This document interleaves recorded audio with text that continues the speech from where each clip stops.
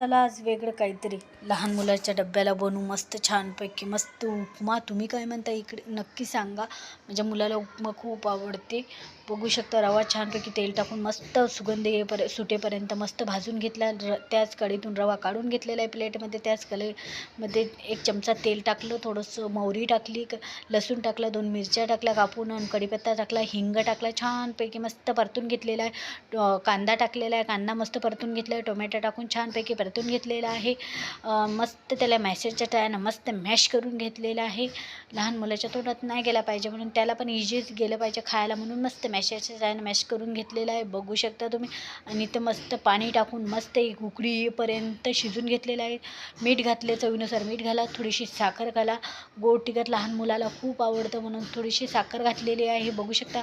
रवा मी याच्यामध्ये टाकून घेतलेला आहे थोडा थोडा करून आणि मग फिरवत आहे. कशी वाटली